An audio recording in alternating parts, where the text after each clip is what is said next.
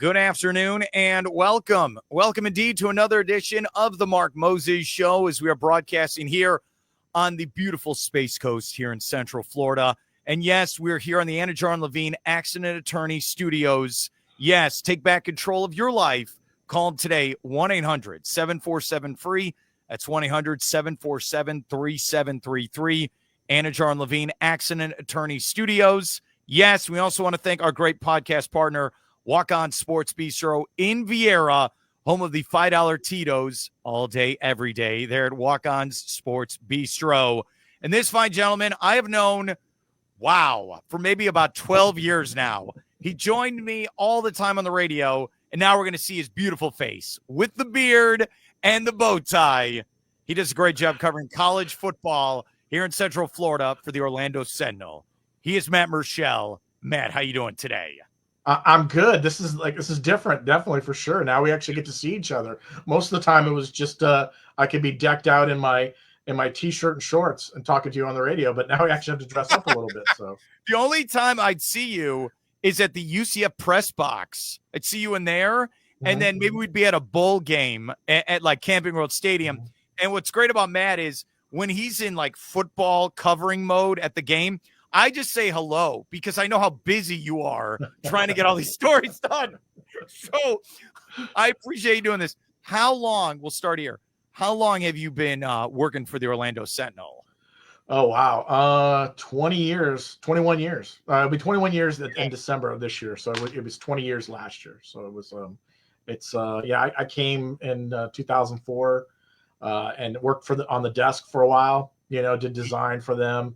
And then basically kind of moved into covering college football and just took off after that. We had a couple of people leave and move on elsewhere. And then this was when blogging was really big on our front, so I was doing a lot of blogging. And so eventually they just sent me out, covering games. And then over the years, I've been, the national guy, did a lot of build up my national reputation, did a lot of stuff in state here, and then that kind of shifted last 2 years, moving over to UCF and with their move to the Big 12. So it's been an incredible run, it feels like. So the first job at the Sentinel, you talk about the desk. So you're just like an assignment guy. What was the first thing you did? I was an editor. I was actually an editor. I would sit at the desk. There was about maybe 10 to 12 of us. And when stories would come in, I would edit the story. And then, we push it on, whether it was to, for the newspaper or whether it was online, so my job was to edit and put together things for the paper and even design, sometimes I would design the front page, design inside pages, things like that. So that was kind of what I was doing a little bit in South Bend, where I worked before I came here. And then eventually, like I said, I had a passion for college football and, they kind of learned that quickly and realized that I could be a big asset that way. And then, I just moved over to covering things. And it's just been I think I tell everyone in my career, I've done pretty much just about every job except pressman when it comes to newspaper business. So yeah. And for people listening and watching, you even filled in for Orlando Magic coverage multiple times. Yeah, I've done a little bit of that. I did Magic. I've done, golf here, I haven't done soccer. I'm not a big soccer fan. So they tend to not throw me in that ring because it's just kind of harder for me to kind of pick up things. But I've done, Florida State, covered baseball, I think we did a Rays game a couple times. I've done, college baseball, college softball, rowing, tennis. I mean, I've done pretty much everything being here, and it's been fun. I always tell people telling stories is kind of what I've always enjoyed doing in my life. And it's, that's where I think I'm the best suited. And even now, sometimes, you never know where it's going to take you. I mean, sometimes you could get a call and be like, hey, we need you to cover something else, if it's off season, can you jump in and do this, and so I'll try to help out whenever I can. And it's, our staff has shrunk a lot, over the last couple of years, but it's part of the business and we just kind of have to pitch in when we can. My favorite from you, this was last year. I know the Magic lost last night. Season came to an end. So last year, I've told you this story, but this is for everyone who's watching. My favorite was, so the Magic last year took on Cleveland. They win game 6 to force the game 7. I'm at the press conference, the post-game presser with you, and you asked, I think it was Franz Wagner or Paulo Banchero, and you had to ask, And I know it's like the cliche question, but you had to ask it. What do you think of Game 7? And they answered. So what's so funny was before Game 7 on ABC national TV, they showed the montage, so that you hear Matt's voice and then you hear, I think it was Paulo or Franz answer the question. I was so proud of you, buddy. You made national TV. Yeah, what's funny is I've been on national TV. I was on the Feinbaum show. I think it was a couple of years ago. I've been on a couple of shows here or there. I think I was in.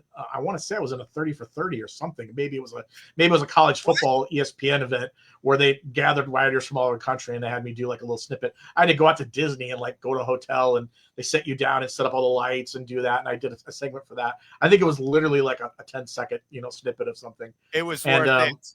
Yeah, it was worth it. So but I mean, and I think if you ask the UCF beat writers, the people who cover UCF, they'll, especially this spring, if you mention me, they'll mention the times, how many times I've been in their videos. Because I'm usually the guy standing right next to whoever they're talking to with my recorder in my hand, trying to get something from them. So I'm, hey, I always like let people know I'm there and ready to get whatever I need to get. Okay, so you've been covering UCF for a couple of years. As your number one, you're the beat reporter for the Orlando Sentinel. But I want to start with this since you said you started in 2004. How has the program grown since when you first started? Because I know it's not what it's like right now with coverage. What was it like when you started? Oh, well, when you talk about coverage-wise, I mean, when we first started, I mean, when I was there, when I first got to the paper, we had a dedicated UCF writer. You would have a secondary writer sometimes who would come in and help out.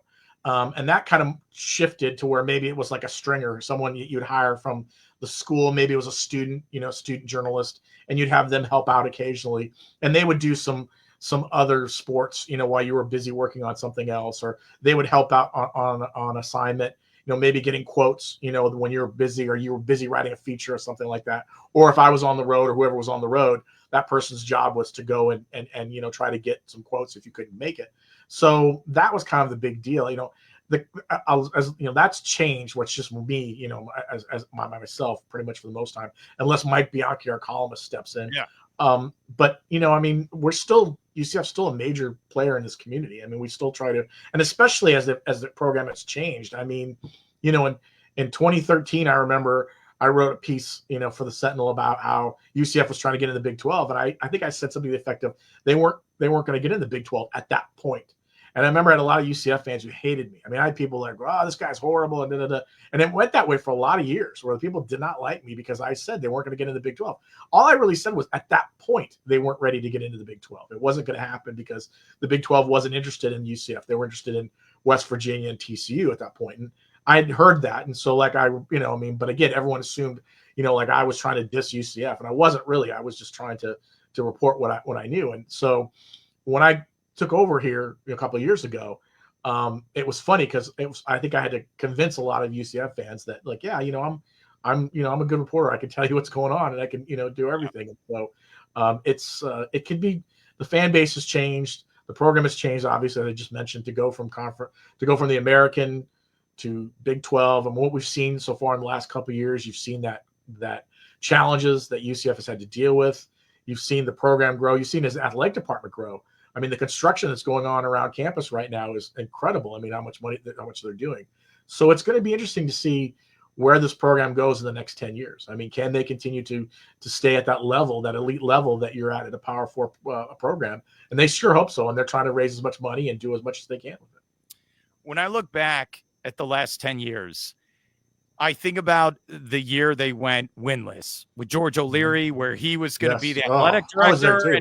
Yeah, I know you were there, and we were talking that year, and then look, dude, I remember when they hired Scott Frost, and I remember they did a Charge On event in Brevard County at the Coast. They did it like at forget which sports bar was at, but they had us out, and I remember they told me, "All right, Mark, I've never told this on the air." I remember the people behind the scenes were like, "Mark, we're going to host this event. We want you to be out there, help us promote it here in Brevard County. Don't bring up 0-12." That was the first thing they said. Whatever you do, don't bring up 0-12. And I was like, fine. We got Scott Frost, and we're moving on. And then you have the 6-7 the first year with him. Mm-hmm. Then they go undefeated. Then he's leaving for Nebraska. Then we're going to the Big 12. We're the national champions. I'm doing the Cliff Notes version for you. You know all this. Yeah. It's one of those things where it feels like it was a tornado came through, even though it was 5 or 6 years. But all this has changed so much over the last couple of years. I'm still in shock Scott Frost is back here, even though you talk to him every day. Are you still in shock that he came back here for round 2? I don't know if I'm in shock. I just think it's an interesting story to me, because I mean, the way Scott left here, and I think people understand this, it's been talked about a lot. It was very emotional for him. I mean, he went back and forth on it. He was like, he wanted to stay, but he felt drawn to go back home. I mean, his family was there. I know his father's health was not in great shape, I think, at the time. This is your alma mater. Tom Osborne was like a father to him in a lot of ways. He felt like, I got to make this move. I've got to go back there. And it really went back and forth on. You saw how emotional he was at the end when he finally, admitted it. And I was talking to a couple former players, and they told me this story about, and I guess I could share this because I've reported this, but that when Frost was at the Peach Bowl, he had to go recruit for Nebraska, and he missed a couple things. And I remember the players said they were kind of upset by that. And they basically walked off the practice field. They were supposed to go on the practice field in Atlanta to get ready for the game. And they didn't like the fact that Frost was this is early in getting ready for the game. And they didn't like the fact he was running around. So they walked off the practice field. And apparently then Frost was like, oh, okay. So he brought him into the locker room. He said, listen, if you don't want me to be here, I'll leave. I'll have someone else come in and coach, and I'll leave. I don't want to upset this. I do feel like I can be here. I'm sorry I had to do this. And I had former players tell me this was a big moment for them because it was like they were already hurt about the idea of him leaving. But for him to say, listen, I want to win. I want to go out on a top note, but I'm not going to force you guys to have me here if you don't want me to be there. And he said, I'm sorry that this all kind of happened the way it did. And I remember players said that was a huge kind of that was their last, this is Scott. Scott's one of those guys who cares about the players. And, because a lot of coaches would just heck with it. I'm gone. I'm going to go do my thing. You guys can have an interim coach you in this game. But Scott really wanted to finish. He wanted to go to that game. He wanted them to win, to beat Auburn. And the players said that was a big moment for them because for a while there, they were like, this stinks. We're not even going to give our best effort. And once they had that conversation, that sit down with Scott, it changed. That's where they really got locked in and said they went out and did what they had to do. So that shows you a little bit about kind of what Frost is like. And I think that's carried over here, even to now. I mean, talking to the players over the last 3 or 4 months, they've talked a lot about just his buy-in and how he's really bought into what they're doing. I mean, he's all about family. He's all about faith. He's all about really wanting to get everyone together and bonding. And I think that's a little bit of what we saw when he was here the first time. And I'm not saying that Gus didn't do that.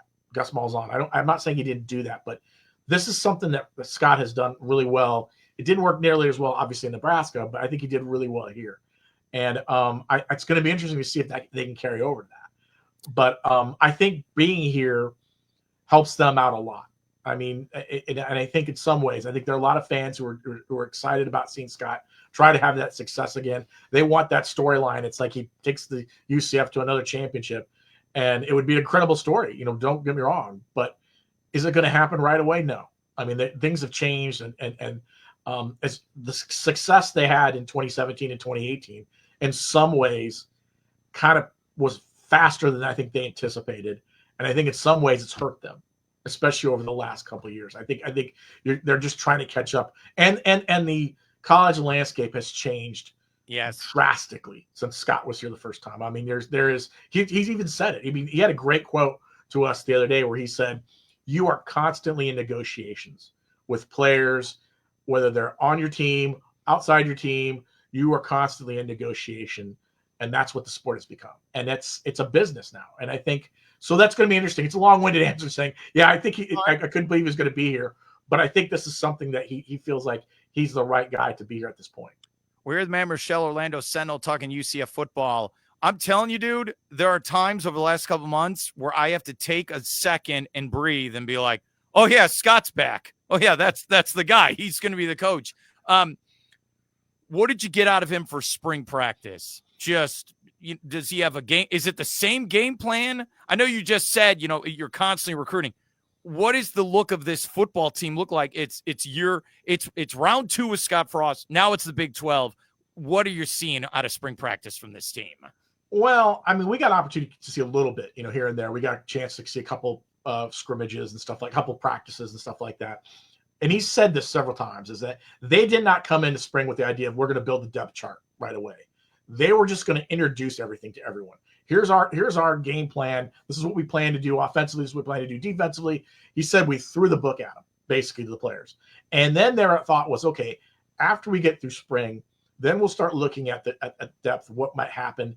And then he said we may not have a quarterback, for instance, we may not have a quarterback named until the end of fall camp, because I think they really want to see how these players kind of grow and take ownership in the summer. I mean, they didn't announce any leaders. They didn't announce any captains. They haven't done any of that. This was raw right now, college football. I mean, Scott brought everyone in and said, here's what you're doing. This is what we're doing. They tried very hard, especially at quarterback, not to identify any specific player as, like lead, like being heads above anyone else. Everyone was kind of the same level. In fact, when we spoke to the quarterbacks, we got all four of them at the same time. So there was no way of saying, oh, these two guys might be the guys who are ahead. It was basically like, and when you ask players about which quarterback they thought was having strong, spring, they all kind of gave us everybody's name. So I think they were kind of coached on that a little bit. I like that, dude. Good. I think it's a better game plan after the last couple of years, especially last year with KJ Jefferson. I have no problem with that. And I know you have to go cover. I know they're bringing in some other recruit as well for 26. I think it's whoever wants to win it, whoever's the man, I go for it. So for our viewers then, Matt, who are these four quarterbacks, if you could tell us? Well, they brought in a couple transfer. They brought in like three transfers. That Tavian Jackson, who's a guy who came in from Indiana. He played at Indiana last couple of years. He played in some big games. Beat Washington a couple of years ago. He's a guy that's got some experience. He's kind of the front runner, maybe going into this quarterback room. He's a guy that they feel like has some skill sets that's going to work. Cam Fancher is another guy they brought in. He's a transfer from FAU. He's got a lot of experience. He's played at Murschel, FAU. I think he's got something like 25 starts under his belt. Again, dual threat quarterback, guy can do some different things. They got Ja'Cory Brown, who returns from last year, and Ja'Cory had a really good, strong spring from what we saw and what players told us. I mean, he looked like he really kind of fits into what they're trying to do. That's not to say he's going to be the guy. It's just saying that he did some good things, And then I think, they brought in a guy, Dylan Risk, who started the last 4 games last year. He transferred, so he went in the spring transfer portal. So they went out and they got a guy in Davy of Belfort, and he's a guy that is a transfer from Virginia Tech. And Davi's a guy that, has very similar skill set as Mackenzie Milton did. And in fact, a lot of people have compared him to Mackenzie Milton. And so he's the guy that seems more of a project down the road. Like he's probably going to be a guy that sees a little bit of time, unless he can really grasp the playbook fast and can showcase himself in fall. He seems like a guy maybe that'll be, kind of in the background helping out, but maybe not necessarily be among the starters. So I think that's where you're looking at a quarterback room. Now, again, I don't have any clue who's going to be the starter. I mean, I think the early favorite would be Taven, but I'm not sure how that's going to go, because, again, this offense is going to be interesting. People keep asking me, is this going to be like it is back in 2016 and 2017? And we've been told not so much so. Scott said several times, I'm not going to go as fast as we did. He says we're going to run speed in tempo, but we're not going to go nearly like we did last time. And he said also there's going to be some pro-style elements that he brought with him from the LA Rams. So I think it's going to be kind of a mix of what he did plus with some pro-style elements. I don't think they want to try to score every minute and a half like they did that one time in 2017. I think they would love to be able to put together 2-3 minute drives, let the defense rest a little bit. He talked a lot about that this spring. Their defense was worn out when he ran that system. So he wants to do something a little different. So which one of these guys is able to step up and take that leadership quality, I think is going to be important. And that's where Mackenzie Milton, the quarterback's coach now, talked about that, is they need someone to step up and be that leader in the room. And that's kind of be a big step of who they choose. I was going to ask if you talked to Mackenzie, but it appears you have. He was was he at Tennessee with Heupel? He was, and then he came here. So what's Mackenzie like as a coach for this team? I must say it's weird to be who I've been around this program for so long and see Mackenzie Milton as assistant coach. There was a moment where he was on the field early in spring practice, and he was standing next to Dylan Risk, who was wearing number 10, and he was talking to him. And I remember talking to someone on the sideline. I said, "Is that weird to see Mackenzie Milton talking to someone wearing number 10 in UCF?" And it was just kind of, You know, and I think McKenzie, this is his first job, his first, full-time job. You know, at Tennessee, he was an analyst. He was an offensive analyst. This gives him an opportunity. Scott said, "Listen, I brought him aboard because I wanted to give him his first opportunity and this is huge for him. And now he gets a chance to work with these quarterbacks. He gets a chance to tell them, listen, look at all the stuff we're doing. You know, I mean, look at what I did when I was here. The quarterbacks told us that when he's trying to, talk to them about certain plays, they watch old film of him in 2017 and 2016. Yeah. And they said, it's kind of weird to see your coach up there on the screen running that offense. He said, but it also helps us understand that's what he wants. You know what I mean? So I think that's going to be huge for them. I think that's going to be a huge move for them. And then McKenzie's got great personality. I mean, he's always been, he's great with the media. He's been great with the players. They have nothing but great things to say about him. So I think that's going to be the big is where does that quarterback room kind of emerge, grow, and what do we plan to see from that? We're here with Matt Murschel, Orlando Sentinel, talking UCF football. All right, RJ Harvey got drafted by Denver, which was awesome. Congratulations, RJ. Now, how do they replace him? Because the guy was a stud in this offense. Well, I'm not sold the idea that they're going to try to bring in one player to be like an RJ Harvey. I think if you look at what Scott's done in the past, he's only had one 1,000-yard rusher during his time at UCF and at Nebraska. So I imagine that this is going to be more of a running back by committee type situation. I think you'll see guys like Miles Montgomery and Jaden Nixon. Jaden Nixon's a transfer they brought in from Western Michigan. Those two guys have never been the main running back. They've always been like a backup or a guy that they've maybe rotated with the starter. Miles was backing up RJ Harvey. I think those two guys will rotate a little bit. They've also got some other guys. Stacey Gage, who was on the team last year, who was a redshirting freshman. He's got an opportunity to step up. They got Tavian Swint, who they brought in as a true freshman that they really like. He was banged up and had some and didn't see a lot of action in spring, mostly drills and things like that. So they've got some guys that they feel like they can rotate out. I think it's going to be very much like what Scott did in 2017, where it's just going to be different backs who kind of fit different areas. Maybe you'll get a guy who's a speedster. Maybe you'll get short yardage guy. Maybe you'll get some guy comes out of the backfield and can catch the ball really well, or can line up in a slot spot, and take off and be able to make some plays. So I think it's going to be kind of that running back by committee. I think they're going to spread the wealth. I don't think it's going to be one guy who rushes for like 14, 1,500 yards. I think he wants to make sure everybody gets.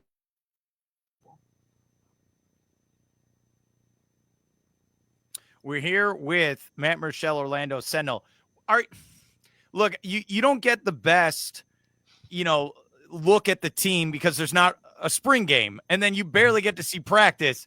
So, again, it goes back to the question, do we have to wait for the opener Labor Day to get a better idea of what we're going to see from this team? Is that what it needs to be?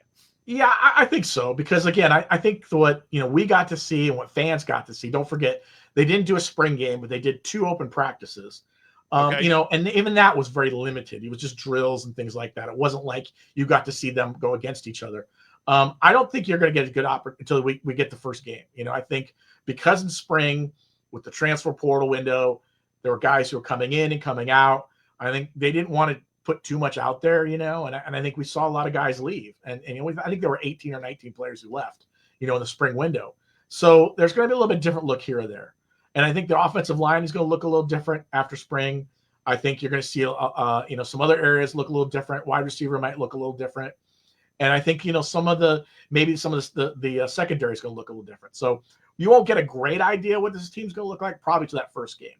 And that's kind of the way they want to make sure, because, again, they don't want to tip their hand too much because they understand it's just this is a young team in a lot of ways, and they don't want to have guys out there, broadcasting this is what we're doing, and then people kind of preparing for that. Okay, I want to say this to you. I liked Gus Malzahn. I did. I thought he was working his tail off. He really was. And he was and he helped this team go to the Big 12. I only say nice things about him. All right. And then you're going to go, but what's Mark going to say? I feel like the team lost its identity over the last couple of years where it was like you bring up that UCF fast.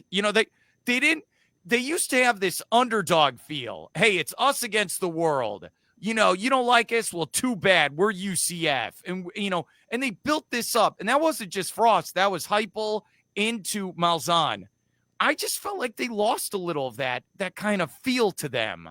And I feel like maybe with Scott Frost, maybe they can get that back. I feel like they need their identity or maybe they need to build a new identity for this team. Is that fair if I kind of look at that way for this team?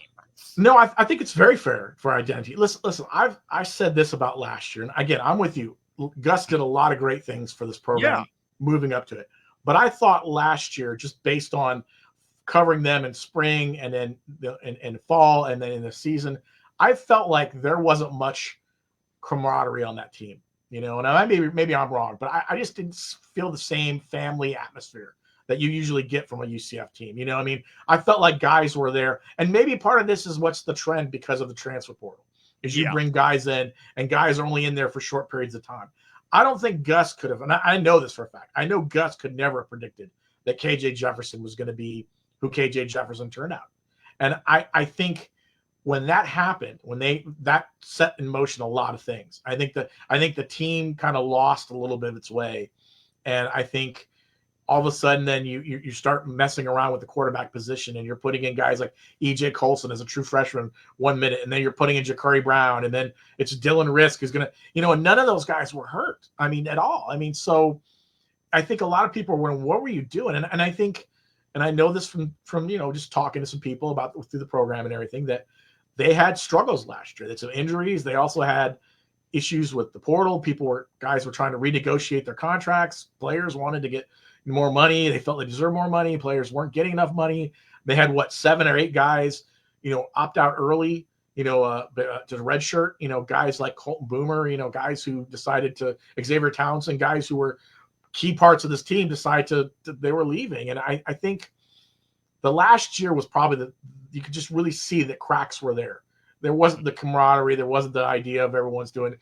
And it's too bad because, as a lot of people pointed out, RJ Harvey, if that team was even halfway better than it was, they could have maybe gotten to a bowl game. It could have been something to kind of give RJ Harvey a proper send-off. But yeah. And I also tweeted this out.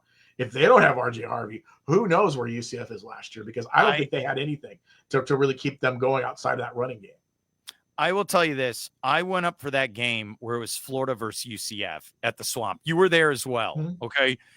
That was kind of that first feeling of what's going on with this team. Like, it was just weird because I think they had a winning record going into that game. And you're just like, what is this? What's happening? And I know you cover UCF, but I'll just say this.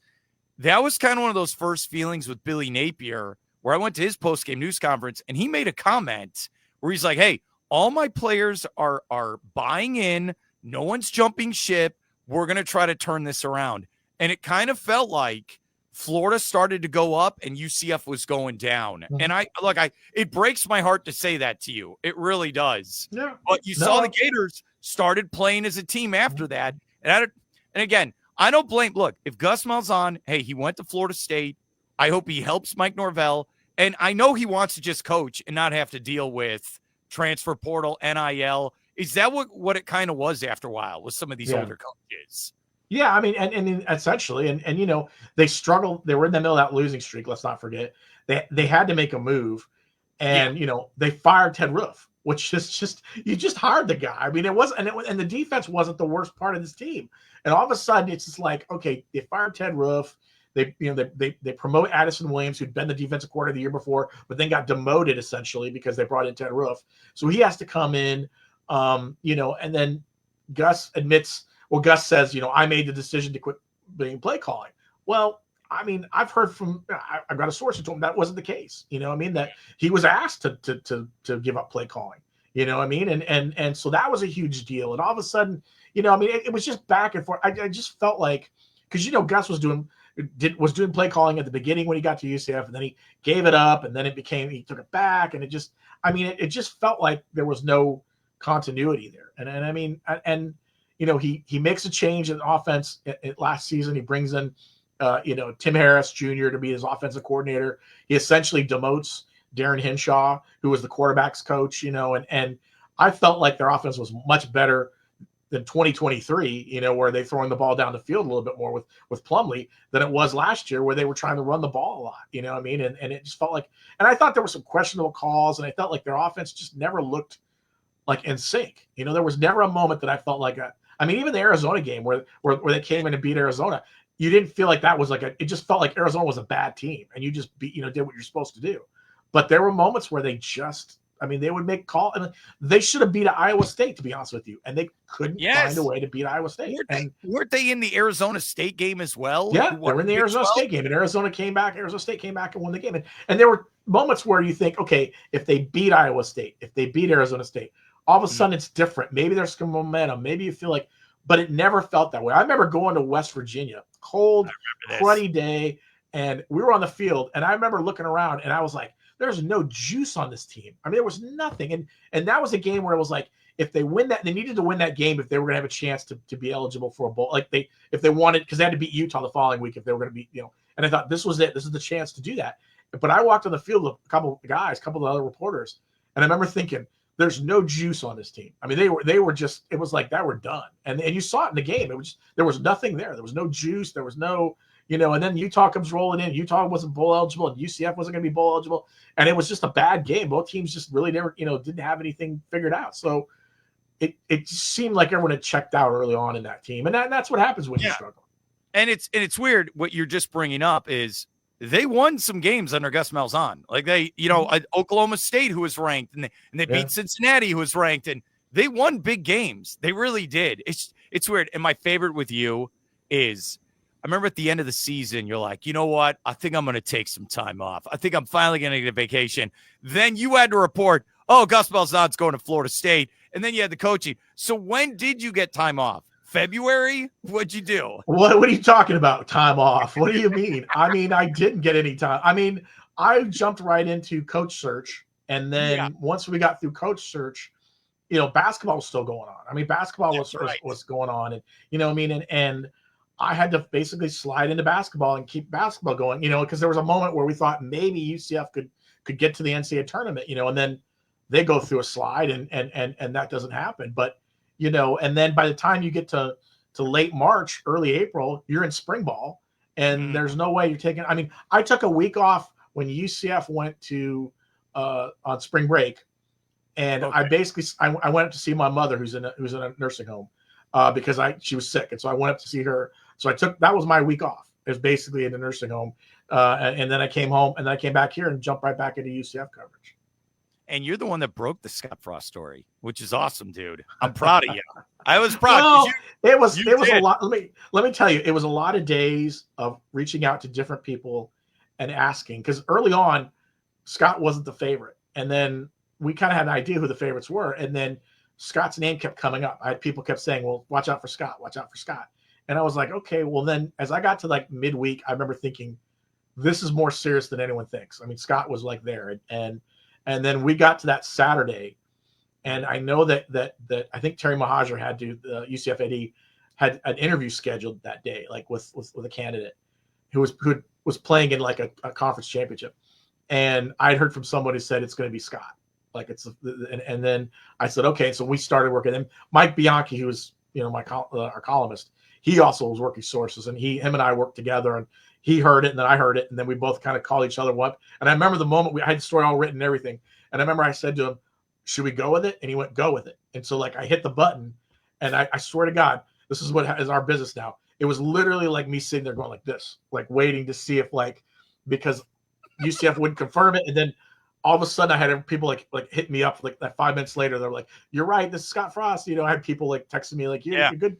Yeah. And, and it was just like, it was crazy because, and then I think they announced it later that night that Scott was officially going to be, be hired. And it was just, that's what coaching searches are. And it's hard to keep up because coaches, agents like to, hit you up and say, oh, here's my guy's talking to you, or or you'll get a DM from a coach sometimes to say, well, this guy, he's interested in the job. And you're like, well, have they talked to it? And I remember, we've talked to Terry a couple times since then, a lot of it off the record about the search. And there's some things that I mean, he interviewed a lot of guys, I mean, there wasn't like, it was just Scott and maybe two other guys. I mean, there was a good list for him. And I think every AD has a good list that they try to go to. And it's, but no one seemed to fit right. And Scott, I think, was the guy that they felt like at the end fit the best of what's going on. And I mean, listen, then remember when the announcement comes off, they had the big press conference. And I remember I'm walking out the door of the press conference, and Scott's, just being overwhelmed by fans, shaking his hand, shareholders, boosters, donors. And Scott turns to me and sees me and says, "We ready to do this again?" And I just start laughing because I'm like, sure. It's like we did this, he did in 17. It's like, and then he walked out the door. And then the funny thing is that through all spring, we've talked to Scott maybe 2 or 3 times. He's a little different. He's a little different than he was in 16, 17. You could tell he's a little more guarded. He's very big with the family. And he doesn't, once he gets his interview done, he moves on. There's a lot on his plate, I think, a lot more than it was last time because of the portal, because of what's going on. And I think he really generally wants to get this right. So he's been working a lot harder. Who else would have hired him? I'm sorry. Frost? Yeah, to be a head coach of a Division I team. I mean, I don't know. I think most likely what would have happened is he probably would have been a coordinator somewhere. Yeah, like he would have come with there.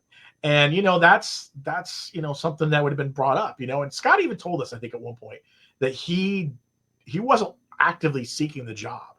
Like what happened was when the job came open, he was kind of thinking about it, and his wife told him, "You should go for this job. If you're going to do it, you got to do it now," which is 100% true. If you don't go after it now, you're not going to be around like 10 years from now, or you're not going to be 10 years from now wanting to do it.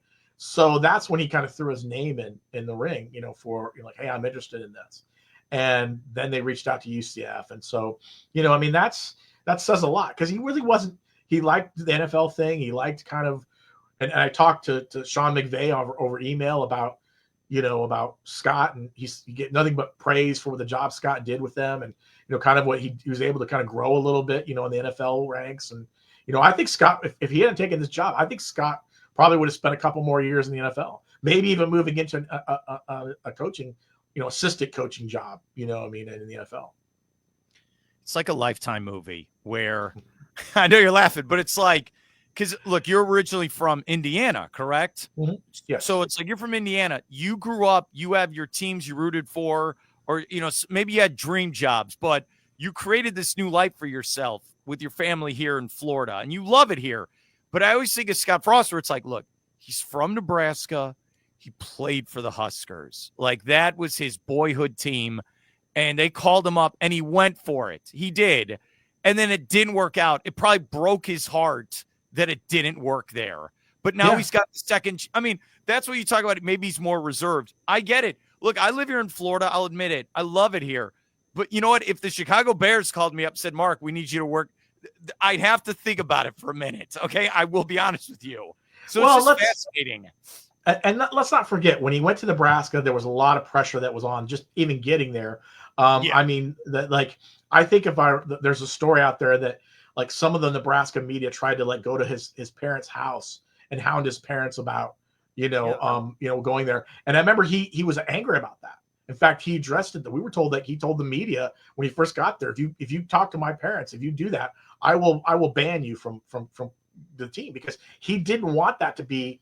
He didn't want his family to be the focus of everything. He wanted it to be about him, and not like him getting the ego thing. He just didn't want that to be an issue, because I get that, and there was a lot of pressure, and as the seasons went on and they struggled, everyone was throwing like, well, what's wrong with you? Why can't you do this? I think that there were issues with the AD that was there at the time. I think there were things going on, and I think as it went along, I just think he wasn't as comfortable. I mean, when you saw him here, he was very comfortable. When he was there, he was not comfortable in Nebraska. And I remember I called him once when Mackenzie Milton retired. I got a hold of him, and I said to Scott, I said, "Hey, I appreciate this." I said, "How are you doing?" It was off season, and he was just like, I just hope we can win." It was like he was even at like off season. He was like knew he had to win. It was like, and I remember he was gracious with his time and everything about Mackenzie. He loved it. He lit up. I mean, the whole conversation we were just all about Mackenzie, and then you see him get fired. Like later on, and it was just like, and you felt for him, because I mean, it was a guy who really, really wanted it to work. It just never could get on the right train. And now coming here, like I said, you see a different guy a little bit. Like there was a media event availability we had, and he came to talk to us. And as he's walking into the indoor practice facility, his whole family was there, his wife and his kids, and he was carrying his kids with them, and they were laughing, and he was laughing. And I just thought that says it all right there. because Scott has told us many times the reason he wanted to come back to Orlando is he wanted to raise his family here. He wanted his family to be in. He loved the community. He wants his family to grow up here. And I think that's who he is now. His family is important to him, and I think it's a big part of everything. And that's what a lot of the players tell us is that's what they like about him is he's family oriented. He's not let's go win. It's when he's important. Don't get me wrong, but he understands exactly what's going on. We're the Matt Murschel Orlando Sentinel. I thank you for the stories, man. This is awesome. I love talking with you. I really do. All right, I'll end with this, and I know you got to go. So thanks for going along with me. Okay. So you saw a Heisman Trophy winner play at the Bounce House last year. Did that hit you when Travis Hunter won the Heisman? Did you think about hey, because he posed the Heisman, he posed it at the Bounce House? Yes. Well, it didn't surprise me because again I'm a Heisman voter, so I kind of had to keep my eye on a lot of different guys and everything, and I felt like he was going to be one of the guys, at the end, because I think everything he did.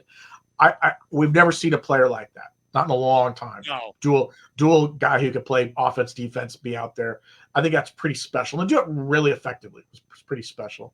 So yeah, it was incredible to see. And I think he deserved everything he got. To win the Heisman was special. And I've had opportunities, like I said, I've covered other guys who, I've been in their presence. I've seen them play against, teams, and it's incredible. When someone's got the it factor. And it's pretty special, and I think he was that guy. When he picked that ball off against UCF, that will go. And when he goes into the College Football Hall of Fame, they will show that play. Yeah, and it was a brutal play because you saw it coming the whole time, and I was like, oh man! And then it happened. And so to see him, I think Jacksonville picking him, moving up to get him, I think was huge. Says a lot about him and what he can do.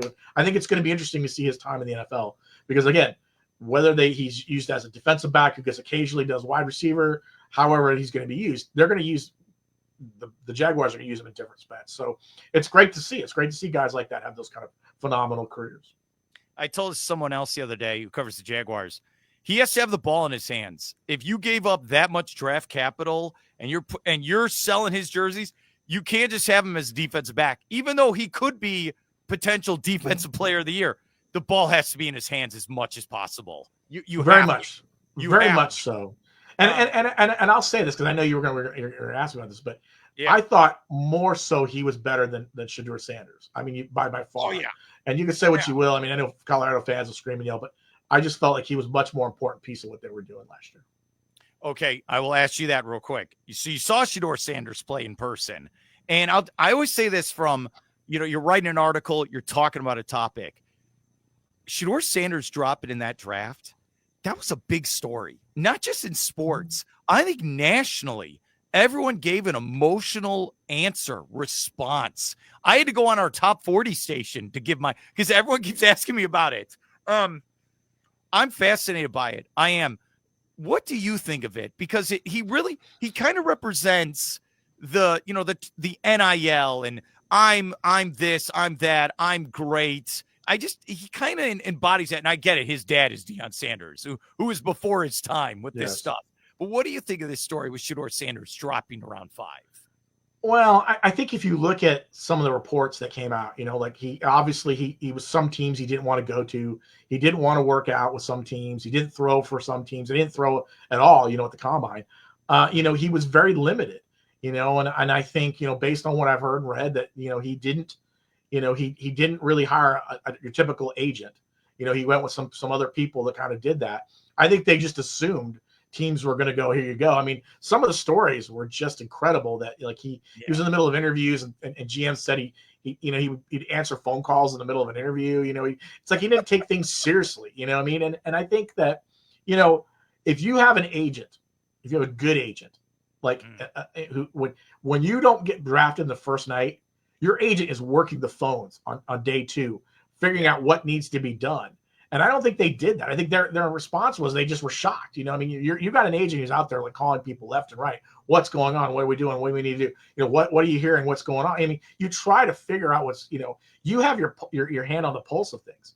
Even going into draft week, that should have been going on. If you hear that he's had a bad interview, you go to him and say, you can't do that. You can't be doing this. You need to be doing this if you want to get a job. It's like any job interview. If I walk into a job interview and the person says, what's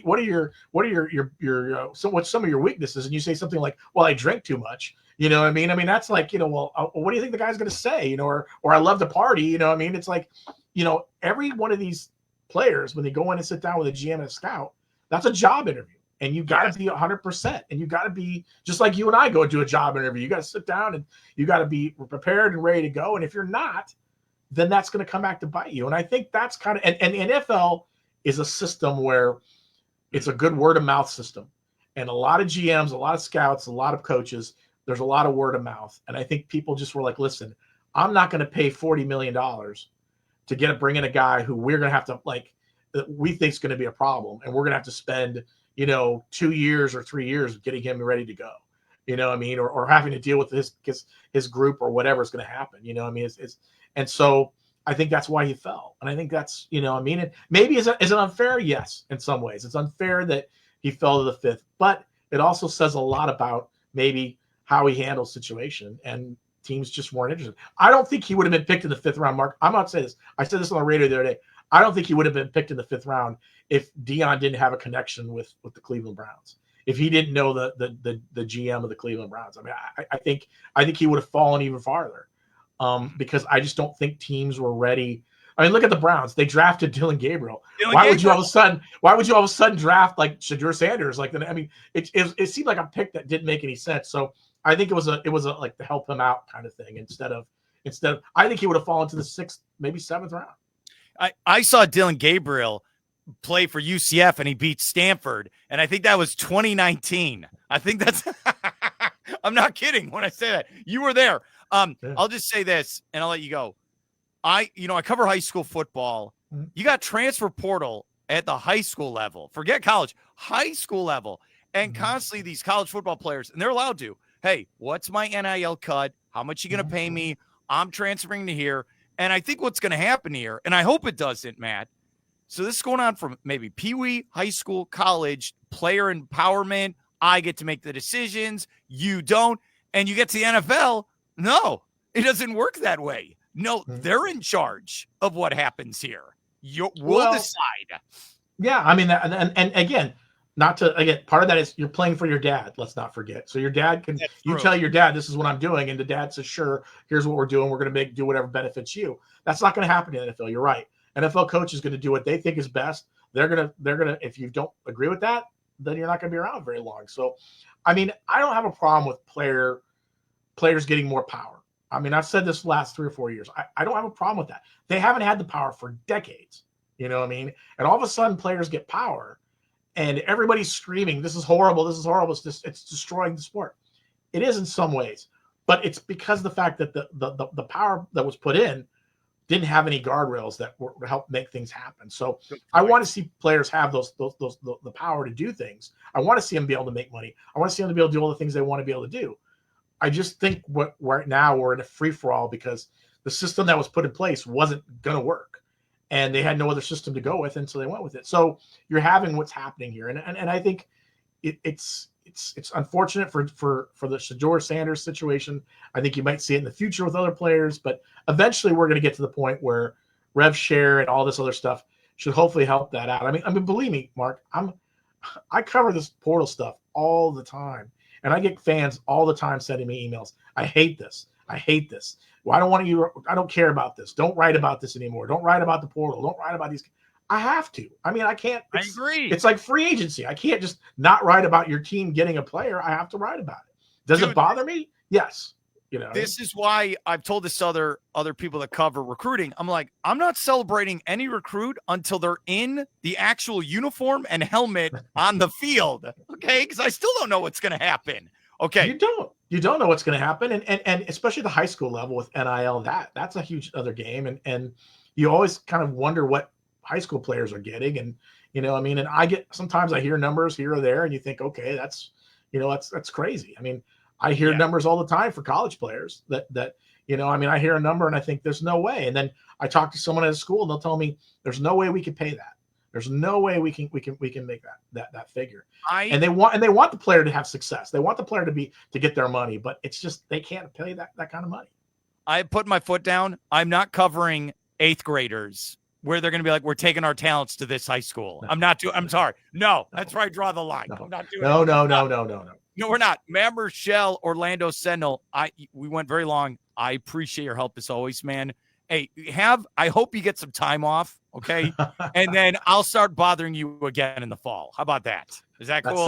That sounds perfect. If you get the portal to stop, you get all that going on, we'd be perfectly fine.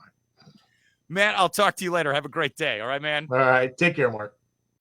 Great stuff. Always love talking to Matt Murschel. Great friend of mine, and he does a phenomenal job with the Orlando Sentinel covering UCF football and college football overall. And yes, he joined me here on the Anidjar and Levine Accident Attorney Studios. And hey, take back control of your life. Call him today, 1-800-747-FREE. That's 1-800-747-3733. Anidjar and Levine Accident Attorney Studios. Also want to give a shout out to Walk On Sports Bistreaux there in Vieira, home of the $5 Tito's all day, every day at Walk On Sports Bistreaux. Have a great night. I'll see you tomorrow right here on the Mark Moses Show.